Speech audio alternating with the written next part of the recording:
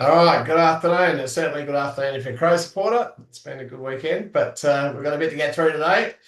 As I sent out this morning, we're going to discuss the showdown, go into some of those contentious um, free kicks that were paid, and I guess look at the rules and maybe what it means for us as well. But it was certainly a very exciting, interesting game. In fact, let's get stuck into it straight away, shall we? We'll just see if I can get that video up. Bear with me. Yeah. Is it the video of Bo straight up, Colin? Or I was thinking about showing that. I'm just Love it. very, very glad that Bones decided not to discuss the umpiring when he was interviewed because I know he does get a little bit worked up. Get And, me in there. um, yeah, no, it was very amusing. I couldn't believe it when I saw it pop up. Okay, so all right. Oh, that is all. We'll show by what we can, shall we? I actually had the other one to go first, but yeah, here he goes. Actually, I've got to make sure I'm playing uh, the audio. Oh, see if it works. All right, here's Big Buzz Good moment. All right, can you guys hear that? Hmm. Give me a thumbs up, Craig, if you can. Yeah, we Yeah, could. It's super broken up though. it doesn't matter. Doesn't matter. You all guys watched the link that I sent out. All right, let's get on to the real thing. Let's get on to discussing the decision. So obviously, there were four decisions that we're going to discuss today that went against the Crows. I did get a message from Jason Mounts who said he reckons any decision that went against the Crows was correct, but let's have a look at them anyway. So first one was Isaac Rankin running too far. Uh,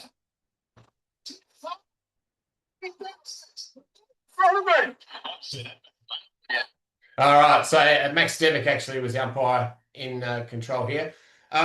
So if you remember back to last year where Isaac was, oh, by the way, I have no inside knowledge on whether the AFL umpiring department has given these the all clear or not. I'm going a little bit on what I think, and then I'll get on to really how it relates to us. But if you look back at last year when Isaac got caught running too far at the MCG, I think it was against Collingwood. They did the Fox analysis and he ended up running 23 metres. I couldn't believe. I didn't think he'd run more than 15.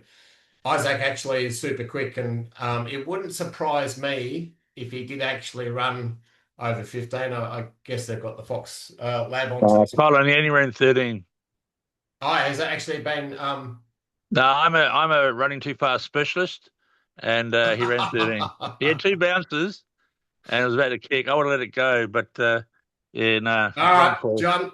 I won't take your analysis as the exact Colin. answer. All I'm saying No, Matt Stevic agrees with it. All I'm saying is this potentially could be correct.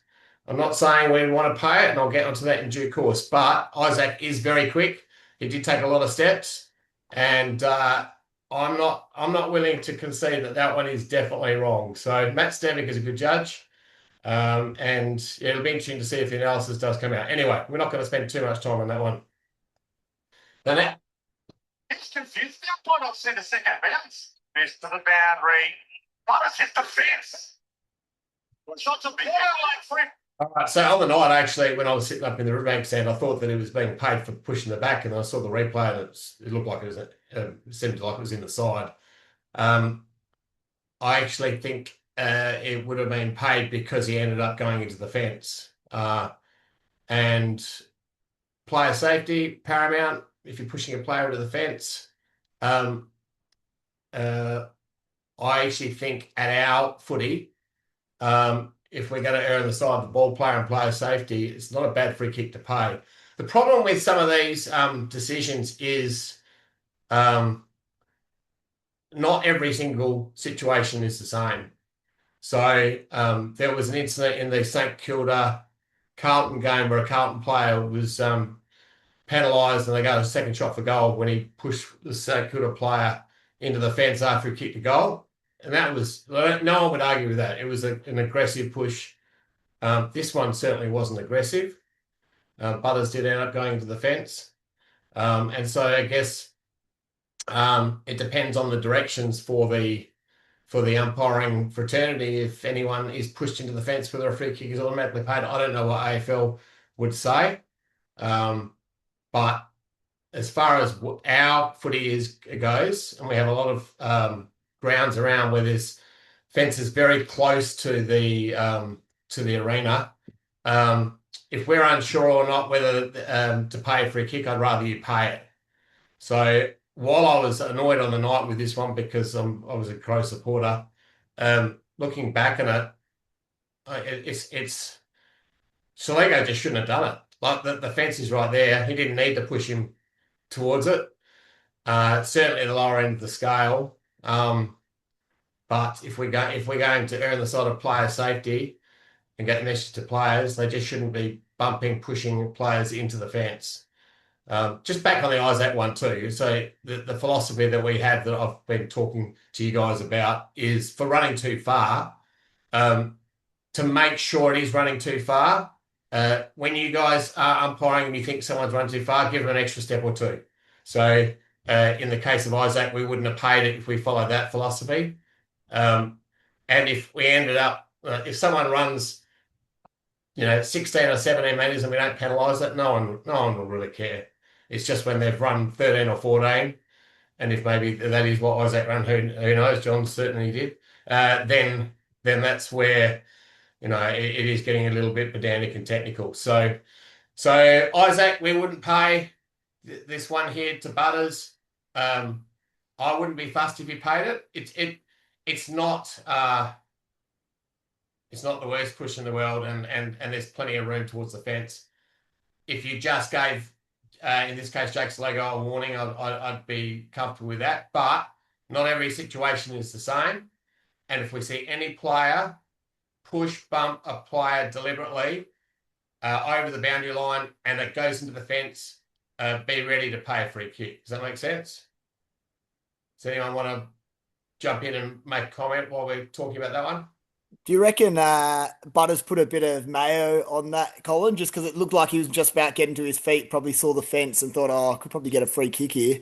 Potentially. AFL players are very smart, and maybe there's an instruction. I don't know what the instruction's been to the clubs that the AFL umpiring department may have come out and said we're going to penalise anyone that gets pushed in the fence, and maybe he was trying to milk it. I don't know.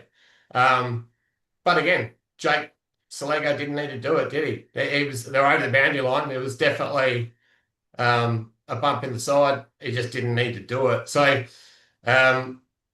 we'll get on to another one coming up shortly, which is very technical. AFL umpires tend to be a bit more technical because they don't want players getting away with stuff, and every coach and player pushes the rules a little bit more, and they know what they're doing. So, they tend to be that little bit more technical than we have to be. So potentially, so if we were umpiring that and we're like, do I penalise Soligo for the bump, or do I think that I'm not going to penalise it because I reckon Butters is trying to milk it? 50-50, which way do I go? On the side of player safety, get the message across. So that's... It was a pretty good kick for goal after. I think I'm more annoyed that he actually kicked it, to be honest. It's a damn good kick. It's a bloody good kick. All right, the next one, which is an umpire issue, it's more an art issue. So,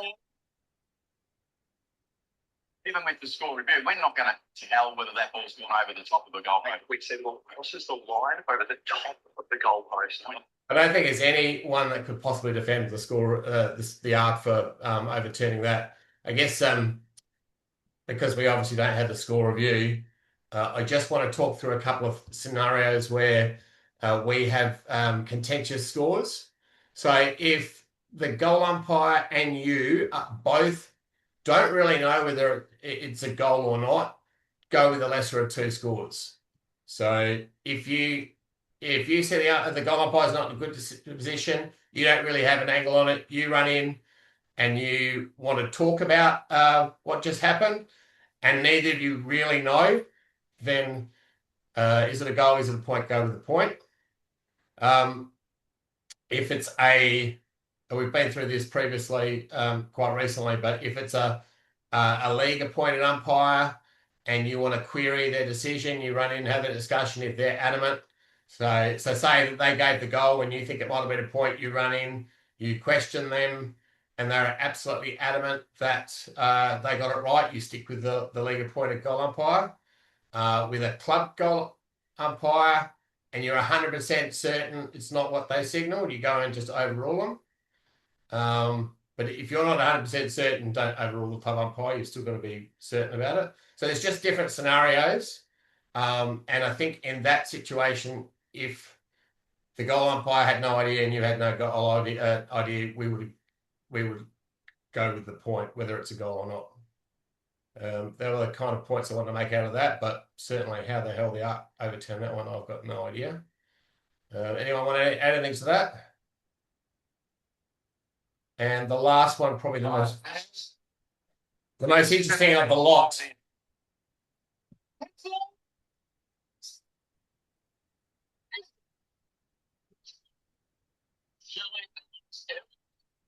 All right. So if you're like me, a Crow supporter, and you're jumping up and down thinking Lira got the goal, wondering what the hell happened, and being pretty annoyed afterwards. We can now look back and analyze it a little bit more, because I'm not prepared to say this one was 100% wrong either from the umpire. There were some really uneducated things said from some of the commentators on, I think it was SEN's commentary of the last couple of minutes, and there was the outrage of free kick being given. One of the commentators, might have been Kim Dillon, sort of said, he's pushed him within 5 meters. Well, as we should know as umpires, in a marking contest, there's no 5 meter rule. When the ball's on the ground, you're allowed to bump shepherd or hold out an opponent when the ball's within 5 meters. In a marking contest, everyone needs to be seen for going for the ball. Marking contests are difficult. So, are they holding the ground, or are they deliberately pushing the player out? So I guess the umpire in this situation determined that Richelli wasn't going for the ball. He pushed the Port player out of the marking contest and paid a free kick accordingly. And again, I don't know what the official verdict from the AFL is on that one, but there's every justification for that one being ticked off. And so, it is a borderline call. I guess when it comes to our footy, I think we need to come back to, let's just pay the obvious and blatant. And for this one, I think most of us would probably let that one go because it's not that obvious.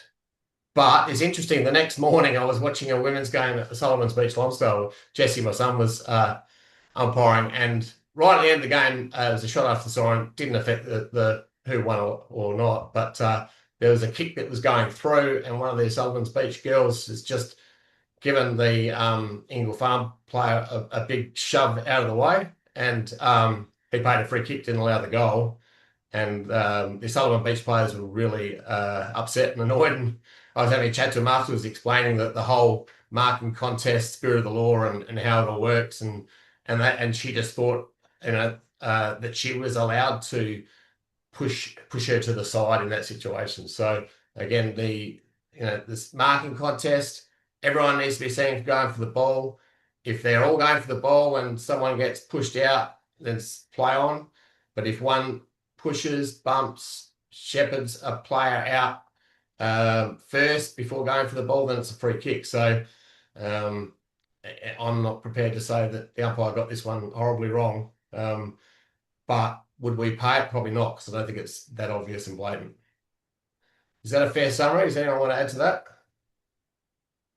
Yeah, hello guys. Yeah, I mean, post-mortem after that particular game. It's been great discussion on your workplace and everywhere else, and a lot of people would agree with me with this, and being an umpire as well. But I'd blame a lot of those two decisions, of the Rochelle one and the Butters one, very similar type, on that having that fourth umpire, just being too close to the action.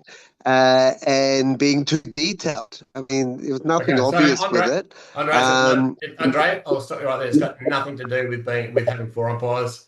If they didn't have four umpires, they wouldn't have an umpire weighted position. It has more to do with umpires at AFL are more technical. The players try and get away with more than they should.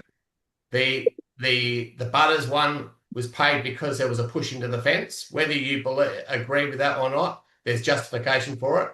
And the justification for this one is he was pushed out in a marking contest, which you're not allowed to do.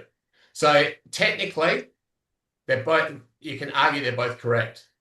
Well, Colin, on that, well, there was the incident earlier where Alira, who had a great game, he's just physically pushed Toby Murray away to his left, then taking the mark. So as he's pushing, he's not going for the ball. Ball's coming, but he's just shoved him out of the way and then taking the mark paid, mark allowed.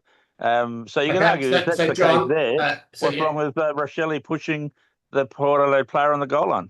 So as I said before, marking contest adjudications are difficult. To me, they're the second hardest ones to adjudicate after holding the ball. What you have to differentiate is, are they all going for the ball? And if a player is put out of the contest when they're all going for the ball, it's incidental contact and it's play on.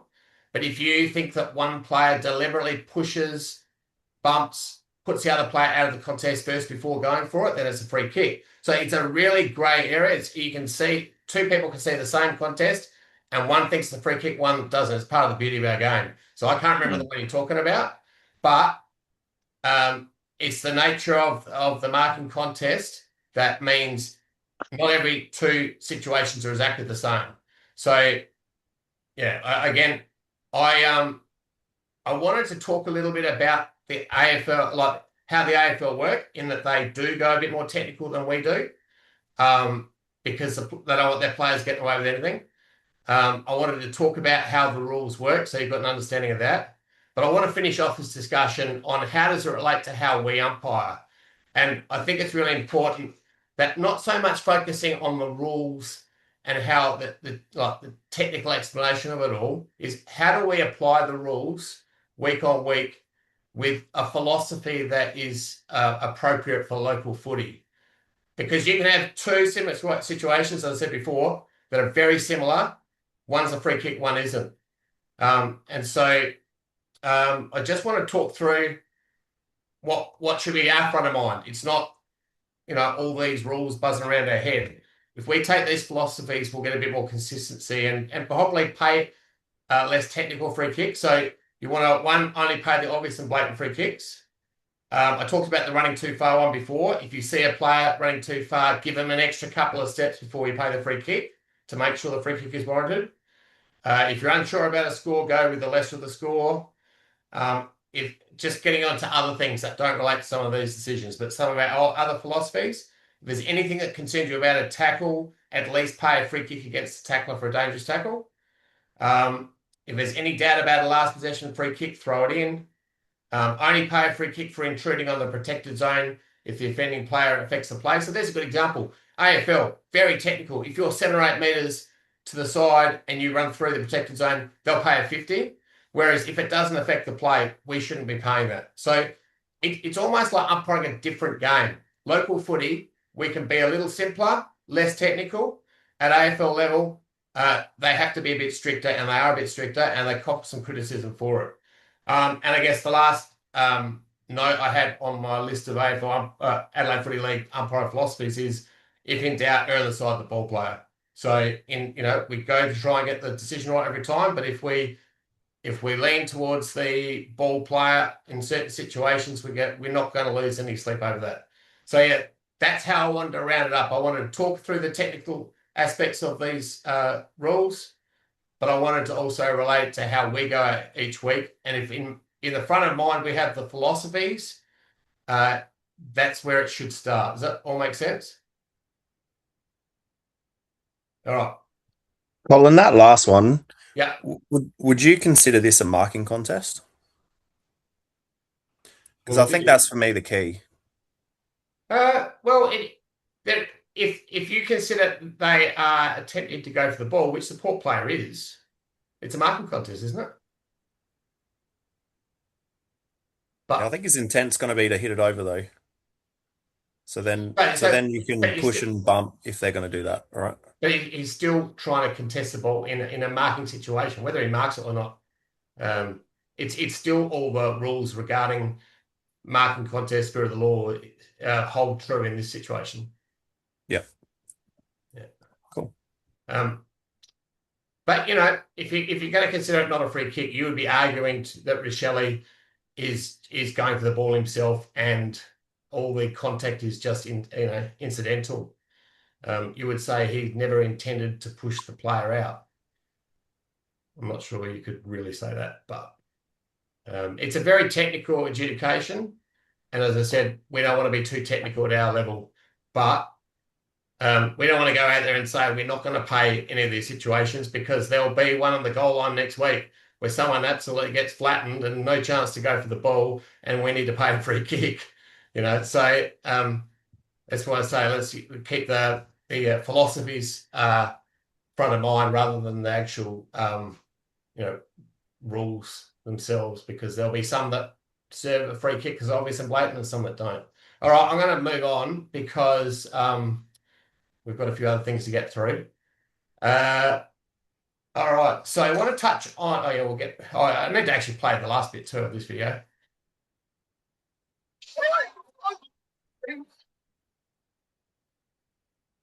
Just for the Crow supporters. All right, enough of that.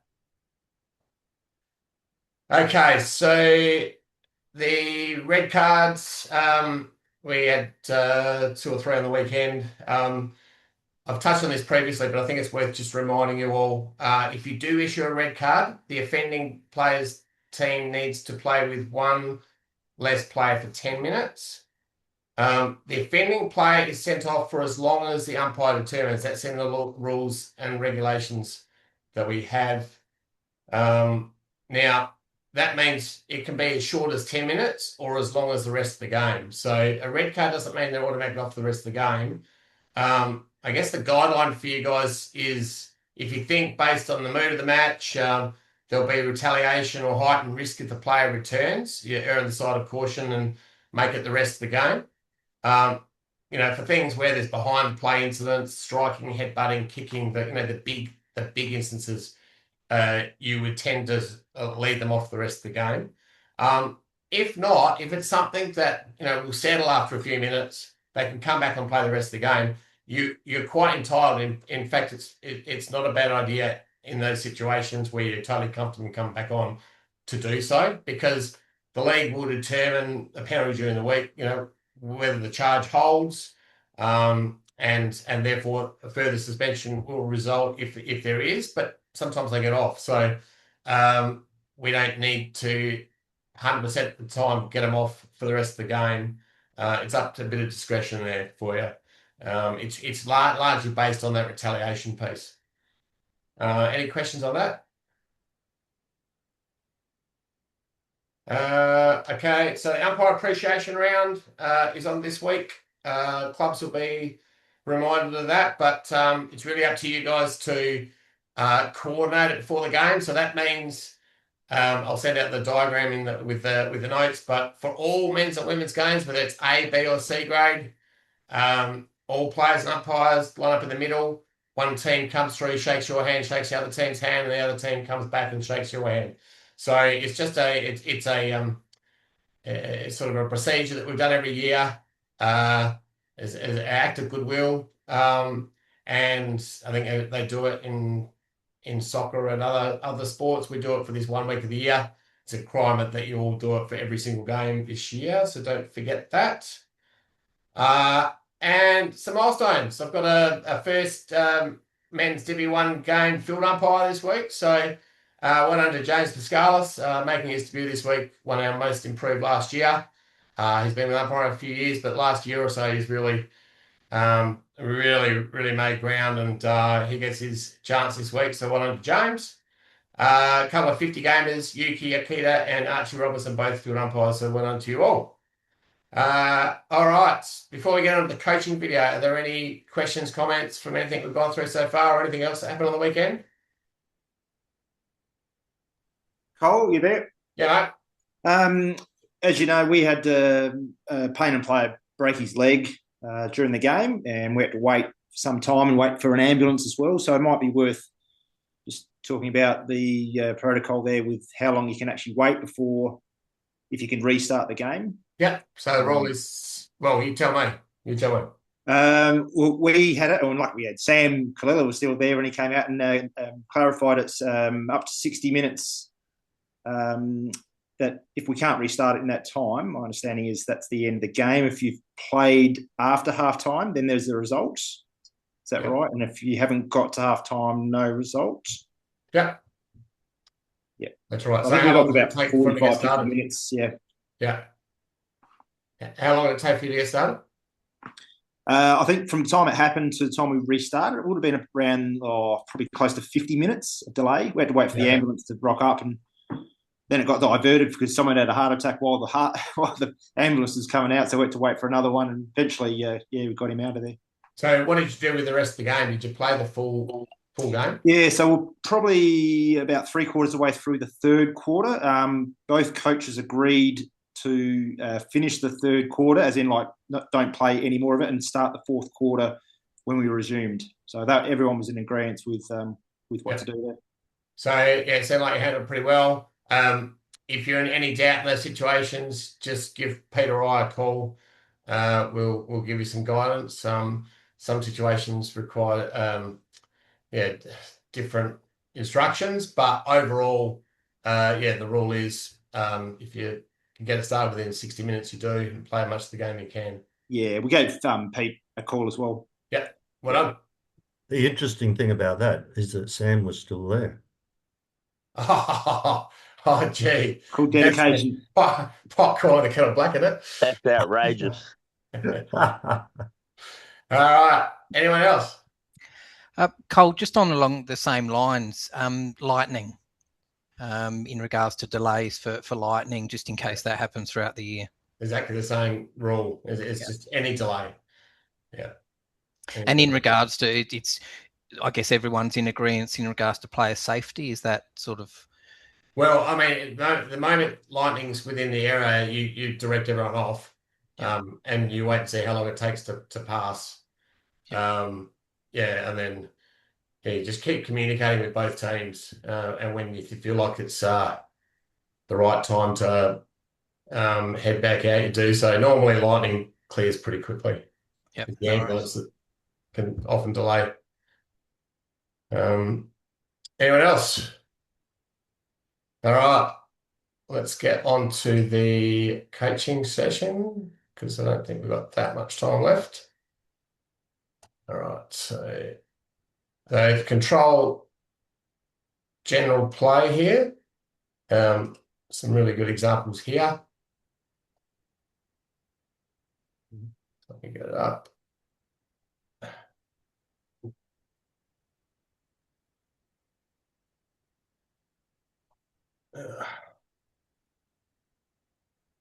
Okay.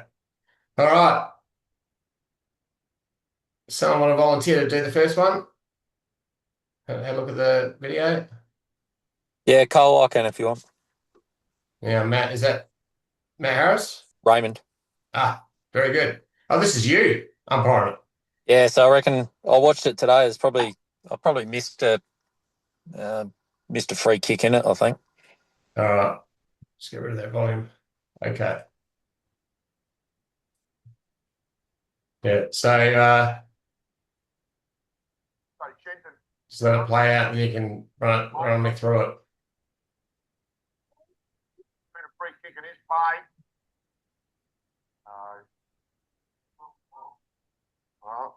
Nick Collins. All right.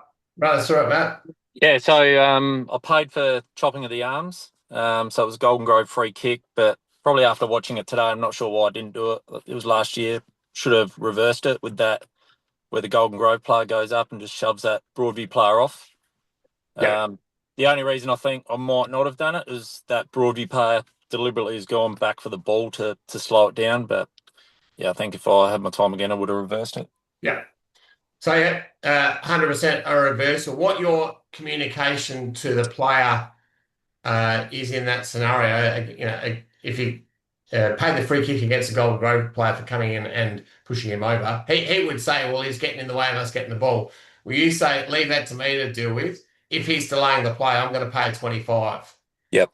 And so if you leave it for them to take into their own hands and do what he did, then we've got an issue because we need to keep control of that situation. So you say, hey, leave it to me next time. I'll pay 25 if he's getting in the way. And then, you just can't allow them to go in and shove a guy over because he wants to get the footy. Yep, easy. All good. All right, next one. Someone else want to come on? Jamie Thompson, your turn. Seeing that you contacted me this morning to let me know the settings weren't right and you couldn't watch it, and I appreciate you telling me that because I forgot to change it back to public. I know that you've watched it. I thought that would get me into trouble. Yeah, no, I know you've watched it. All right, give us your thoughts on the next one. Tom Duffy working himself into the game. His kick's a good one. And it finds Alphabet. It's hit late. Now that should be 25. I think it's very close to 25, but not quite. But the guy coming in to spoil had absolutely no intention of spoiling the ball. But I don't think he really probably hit him hard enough to worry about a 25 metre in that case. Okay, so whether he hit him hard or not is not the question here. So you pay a mark only if he hasn't completed the mark. If you believe he's completed the mark and then he's collected afterwards, you pay a mark and 25 metres.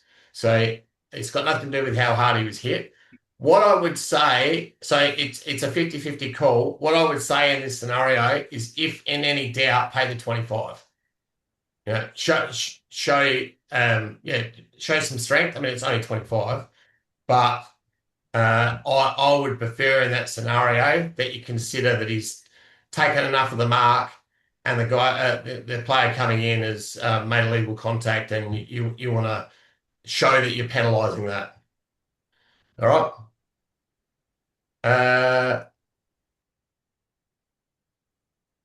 Someone else that's watched it wants to volunteer to come on. That hasn't come on recently. Gav McGill. Can you hear me? Yep. Yeah, I'm here. Can you hear me? Yeah, mate. Have you watched it? I have. Yeah, cool. Is this the next one? You're doing A grade this week, by the way, mate. I've held you back long enough. I need you doing A grade. You're too good an umpire sitting in the bench.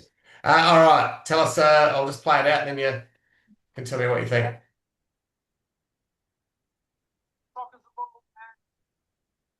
That means Marion will get it because last possession. So Marion, all right. What do you reckon?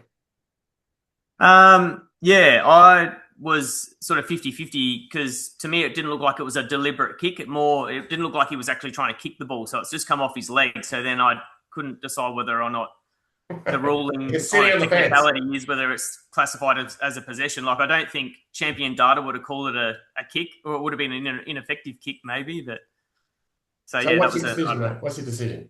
I was happy with. I probably would have done the same thing. I would have said it wasn't an intentional kick; it was accidental. Ball's gone out, throw it in. All right. Okay. So back and Dennis up. I'm not that annoyed with Dennis for calling for a throw in, or you saying that. My preference in that scenario is that it's a last possession. I reckon he kicks the ball clear. It's not a massive wind the back leg up and kicks it, but he's just trying to put boot to ball to clear the ball from where it was. So to me, that's a deliberate enough kick for it to be a free kick. But on your side and on Dennis's side, if there's any doubt, if you're not sure, then you go with the throwing. So err on the side of the throw in if you're not sure. So I'm not fussed that it wasn't paid, but my preference looking at that is I think it's a deliberate enough kick for it to be a free kick. And the player was looking for the free kick, and that's a sign that they expect it as well. Hey, we're running out of time. Thanks, Gav. Let's quickly go through. I'll just let it play and talk over it. But some of the examples here for the control general play. You want to protect the ball player. It's a really important part of keeping control is that we do watch for these type of instances. Player has his head down and a really clumsy bump that is somewhat dangerous, really, but a good high contact free kick by Cody. He's one of those ones where he's bumped him towards the fence. It's not even that the fence is there. That's the problem. It's just a late bump. Good control free kick. Didn't need to do it. Well done by Aiden there. And Simo here, just a clear, obvious and blatant holding the ball.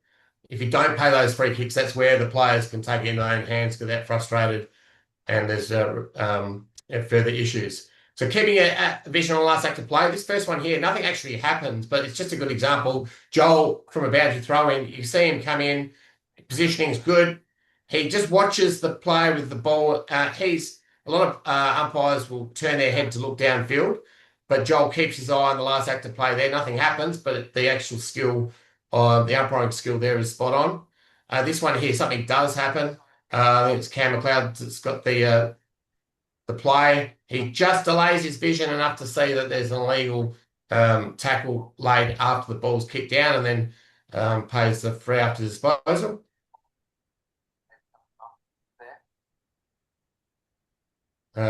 This is excellent umpiring by Liam. Could have easily been missed. There's a handball out and then the bump to the ground. So he has an awareness of it and pays the free after disposal. Yeah, we are getting towards the end of this. If this cuts out this video, we'll watch the rest of it next week. We are getting towards the end of the Zoom. Need to be strong in this case here. Off the ball. The end zone umpire sees the illegal act. It's Paul there, runs in and pays the correct free kick. Again, if we're not aware of that and don't pay the free kick, players will take it in those hands quite often. In this case here, there's a stray elbow back, pops him high, and then wants to delay the play by looping the ball up. So strong umpiring by Bo to penalise both actions. I reckon there's no way we're going to finish this video. I'll finish the rest of this next week. Is there anyone wants to add anything before we wind up? Any last comments or questions? How good was that kick by Cook? Oh my goodness. Nice way to end the Zoom, Rob. Absolutely amazing. Most incredible finish to a game. Well, I suppose the 4 umpires redeemed themselves. One of them got the Rankin free kick that gave us the momentum forward to give us that chance to win the game. So they got that one right. So that's good. That's a great video of your nose, John. It was